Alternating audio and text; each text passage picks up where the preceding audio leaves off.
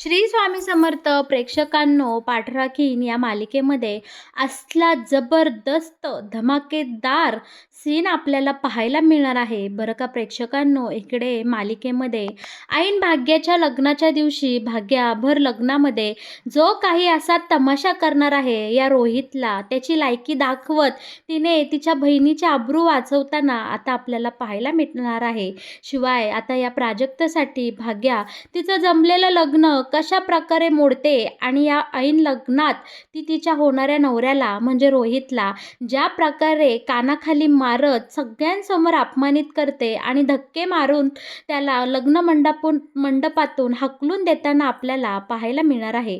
आणि हे सगळं नेमकं का घडणार, कशासाठी घडणार, असं काय झालेलं असतं की इकडे भाग्या एवढी चिडलेली असते आणि प्राजक्तासाठी तिने एवढा मोठा निर्णय घेतलेला असतो. आपल्या आयुष्याचा भविष्याच्या जोडीदाराला भाग्याने चक्क लग्न मंडपातून हाकलून दिलेलं असतं. पण हे सगळं कशामुळे घडलेलं असतं, त्यामागे एवढं काय कारण असतं, हे जर तुम्हाला जाणून घ्यायचं असेल तर तुम्ही आपला हा व्हिडिओ अगदी शेवटपर्यंत पहा. म्हणजे तुमच्या सगळं काही इकडे लक्षात येईल की भाग्या या रोहितवर एवढी का चिडलेली आहे आणि त्यांनी तिचं होणारं लग्नाच्या दिवशी का बरं मोडलं.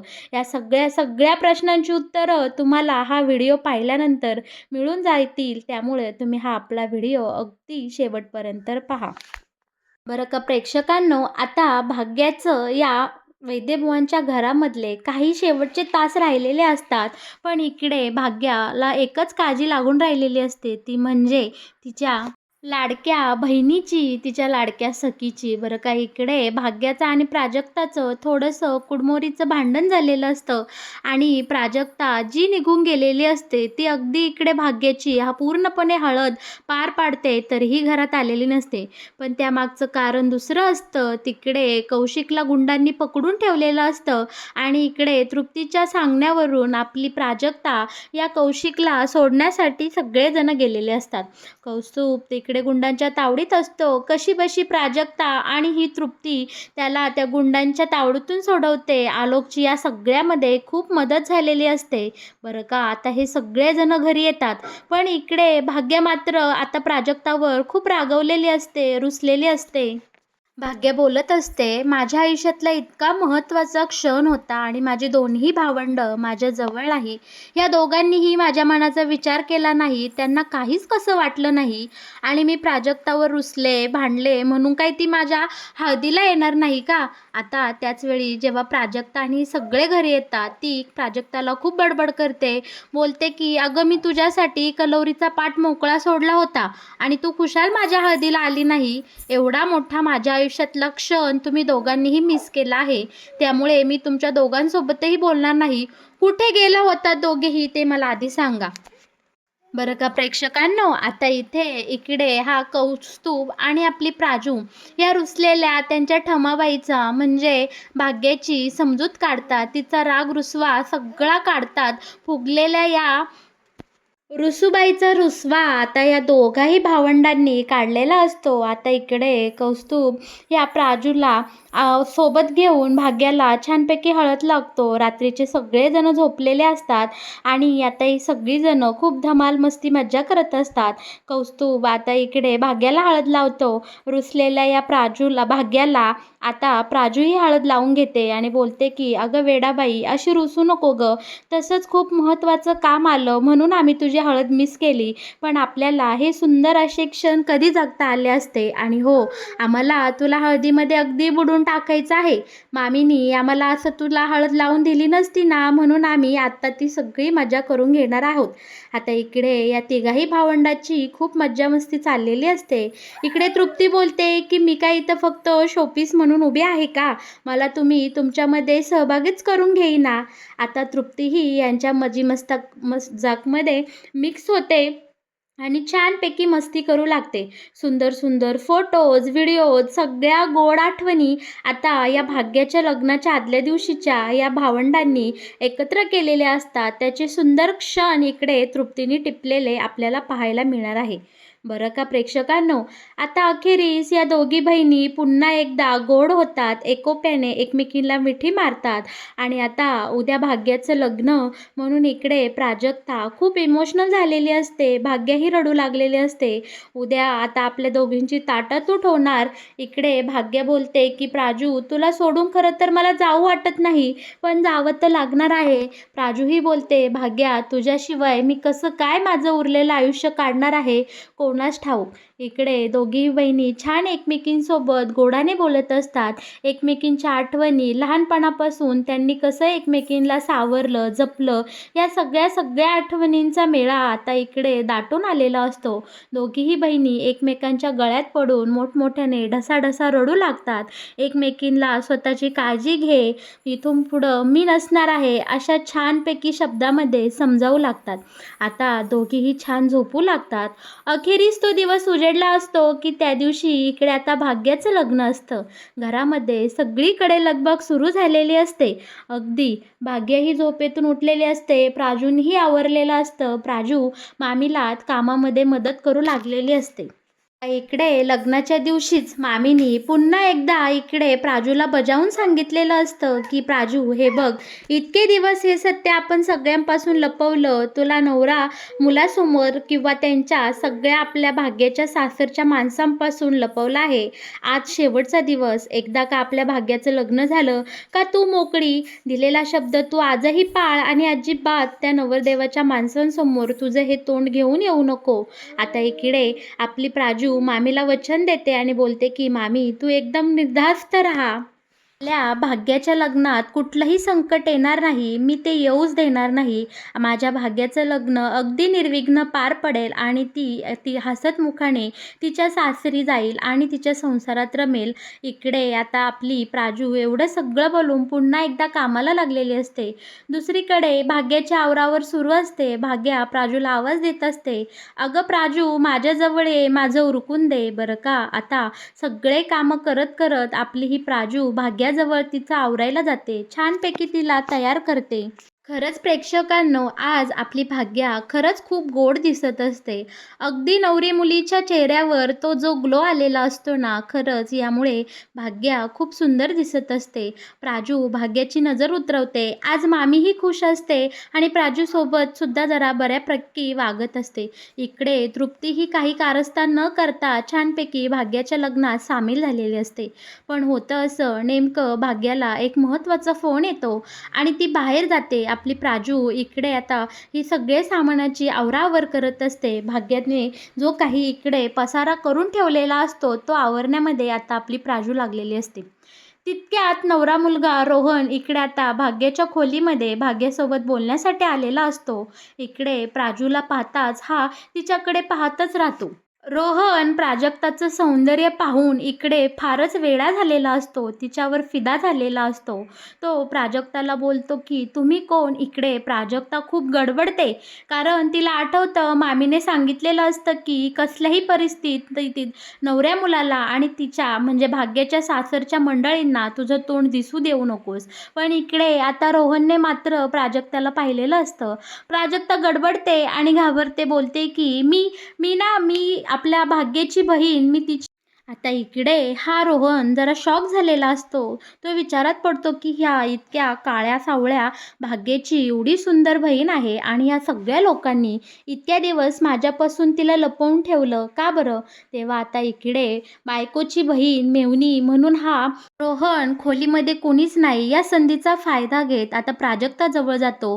तिच्या संग लगट करण्याचा प्रयत्न करतो. तिला जवळ खेचतो. आता इकडे प्राजक्ता खूप घाबरून गेलेली असते. ती आरडाओरडा करते. बोलते, की "रोहनराव, तुम्ही बाजूला व्हा. तुम्ही हे काय करताय? तुमचं आज लग्न आहे. माझ्या भाग्यासोबत तुम्ही 7 जन्माला आता बांधले जाणार आहात आणि तुम्ही माझ्यासोबत असं वागताय. हे काही बरं नाही. शोभतं का तुम्हाला? तुम्ही बाजूला व्हा."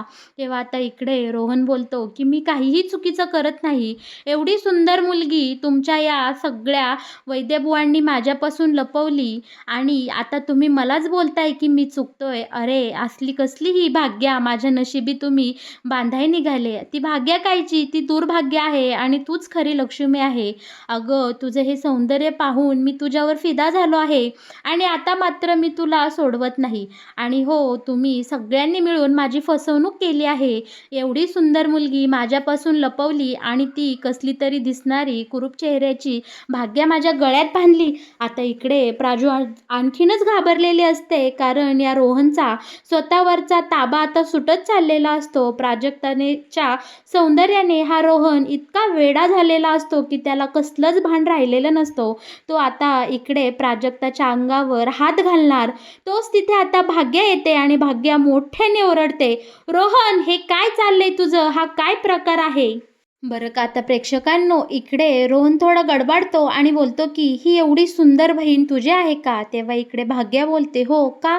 तेव्हा आता हा काहीही बोलू लागलेला असतो. रोहन बोलतो की तुझ्यासारख्या या घाणेरड्या चेहऱ्याच्या मुलीसोबत लग्न करण्यापेक्षा मी कधीही या प्राजक्ताला पसंत करेल.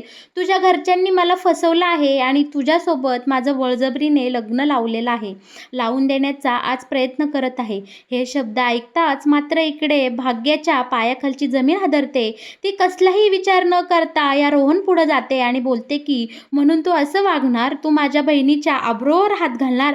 अरे रोहन, तुला लाज नाही वाटत का असं वागायला आणि बोलायला? इकडे भाग्या रागाच्या भरात त्या रोहनच्या सणासण 1 2 3 कानाखाली लगावून देते आणि बोलते की अरे, तुझी खरं लायकीच नाही की तू माझ्यासोबत लग्न करशील. ठीक आहे, मी सौंदर्याने कमी आहे, पण तुझ्यासारखी विचाराने नालायक तर नाही. अरे मूर्ख मुला, ज्या दिवशी आज आपल्या दोघांचं लग्न आहे आणि तू लग्नाच्या दिवशी माझ्याच बहिणीसोबत असं कृत्य करायला निघाला आहेस. तू तिच्यावर बळजुबरी करतो, तिच्या अंगावर हात टाकलास. अरे तुझी हिंमत कशी झाली रे? तुझे हे घाणेरडे संस्कार मला जर आधीपासूनच माहीत असतं तर मीच तुला रिजेक्ट केलं असतं. बरं का, आता इकडे भाग्याचा पारा इतका चढलेला असतो, ती या रोहनला फरफडत खोली बाहेर आणते आणि सगळ्या लग्नात जेवढी माणसं तिथं जमलेली आहे त्या सगळ्यांसमोर याचा हा घाणेरडा काळा चेहरा पुढं आणते आणि बोलते की कुठं आहे तुझी आई? खूप तोऱ्याने बोलत होती ना, तिला इकडे हुंडा पाहिजे, 10 लाख रुपये पाहिजे. अरे, मुलावर जर चांगले संस्कार केले असते ना तर त्यानेच ते पैसे कमवले असते, त्यानेच तुम्ही श्रीमंत झाला असतात. तुमच्यासारखी विचाराने भिकारडी माणसं मला नकोच आहे. मला या मुलासोबत अजिबात लग्न करायचं नाही. आत्ताच्या आत्ता मी ही लग्न मोडते. तुझं हे काळं थोबाड घ्यायचं, तुझ्या आईवडिलांना घ्यायचं आणि आत्ताच्या आत्ता माझ्या घरातून निघून जायचं. हे शब्द ऐकताच इकडे चारू मात्र बिथरलेली असते. चारू बोलते, अगं काय झालं भाग्या? तू का असं बोलतेस? जावई बापूंना तू असं का बोलत आहे? तेव्हा आता इकडे भाग्या बोलते, अगं कसला हा जावई बापू? आई, तुला कळतंय का? याने माझ्या प्राजक्ताच्या अंगावर हात टाकला. या मूर्ख मुलाने, या रोहनने प्राजक्ताच्या आबरूवर हात टाकला, तिच्या आबरू लुटायचा प्रयत्न केला. मी स्वतः माझ्या डोळ्याने हा प्रकार पाहिला आहे. अगं आई, मी वेळेवर गेले म्हणून हे सगळं वाचलं, पण या नराधमाने माझ्या प्राजक्ताची आबरू लुटली असती गं. आई, तुला कळतंय का आज इथं आपल्या घरात काय घडलंय? तेव्हा चारू तरीही इकडे रोहनची बाजू घेत आपल्या भाग्याला समजावत असते. पण भाग्या आता बोलते, बास झालं आई. तू काय बोलते हे तुला तरी कळतंय का? प्राजक्तावरच्या रागापायी तू काय आंधळी झाली आहेस का? इथं घडलेला हा प्रकार किती गंभीर आहे तुझ्या लक्षात तरी येते का? मी जर तिथं वेळेवर गेले नसते तर या मूर्खाने, या घाणेरड्या माणसाने माझ्या प्राजक्ताच्या आयुष्याची पूर्णपणे वाट लावली असती आणि अशा मुलाच्या गळ्यात तुम्ही आज मला बांधायला निघालात. मला हे लग्न करायचं नाही. माझा फायनल निर्णय आहे. या माणसाला आत्ताच्या आत्ता इथून जायला सांग, नाहीतर मी लगेच पोलिसांना बोलावून घेईन आणि याला पोलिसांच्या ताब्यात देईल. बरं का, आता पोलिसांचं नाव ऐकून इकडे रोहनची आई पार बिथरलेली असते. ती रोहनची बाजू घेत इकडे उलट या सगळ्यांना, वैद्यबुवांच्या सगळ्या घराला बोलते की अहो, तुम्ही काय बोलताय? हे उलट तुम्हीच आमची फसवणूक केली आहे. प्राजक्तासारखी सुंदर मुलगी तुमच्या घरात असताना तुम्ही आम्हाला ही कुरूप चेहऱ्याची ही भाग्या दाखवली आणि शिवाय माझ्या मुलाने हिला पसंत केली, हिच्यावर उपकार केलं आणि ही पुन्हा भर लग्नात आमच्या सगळ्या पाहुण्या रावळ्यांसमोर आमचाच अपमान करते, आम्हालाच इथून निघून जा बोलते, वरून पोलिसांची धमकी देते. उलट आम्हीच यावर उलटा दावा करेल आणि फसवणुकीचा दावा तुमच्यावर टाकेल. इकडं भर मंडपात खूप मोठा तमाशा झालेला असतो. इकडे आता भाग्याचं लग्न मोडलेलं असतं आणि याला कारणीभूत सुद्धा पुन्हा एकदा प्राजक्ताच ठरलेली असते. मामीचा पारा खूप चढलेला असतो आणि इकडे सगळं वातावरण हाताबाहेर जायला लागलेलं असतं. पण या सगळ्यामध्ये मात्र आपले वैदबुवा पुढे होतात आणि शांतपणे बोलतात की मला माझ्या भाग्याचा अभिमान आहे. भाग्या माझी मुलगी आहे, पण प्राजक्ता ही माझ्या मुलीपेक्षा कमी नाही. माझ्या दोन्ही मुलींचा मला सार्थ अभिमान आहे आणि एकीवर अशी वेळ आली, दुसरी तिच्या पाठीशी खंबीरपणे उभी राहिली. या बहिणींमधलं प्रेम पाहून मला खूप छान वाटतंय. आणि हो भाग्या, तू आज जो काही निर्णय घेशील त्या निर्णयात मी तुझ्या पाठीशी आहे. तू अजिबात काळजी करू नको. आणि आता इकडे या रोहनला आणि रोहनच्या घरच्यांना, आई-वडिलांना वैदेबुवा असे काही कडक बोल सुनावतात की त्यांची पार लायकी काढतात. अगदी धक्के मारत-मारत त्यांना त्यांच्या घराच्या बाहेर हाकलतात. या लग्न मंडपातून इकडे नवऱ्या मुलाला आणि त्याच्या घरच्यांना वैदेबुवांनी आणि या कौस्तुभने अगदी धक्के मारत अपमानित करून बाहेर हकलून दिलेलं असतं. अशा प्रकारे आपल्या भाग्याचं ठरलेलं लग्न पुन्हा एकदा मोडलेलं असतं. लग्न मंडपात सगळीकडे शांतता पसरलेली असते. तर मग प्रेक्षकांनो, कसा वाटला तुम्हाला पाठराखीण या मालिकेत येणारा हा नवीन ट्विस्ट?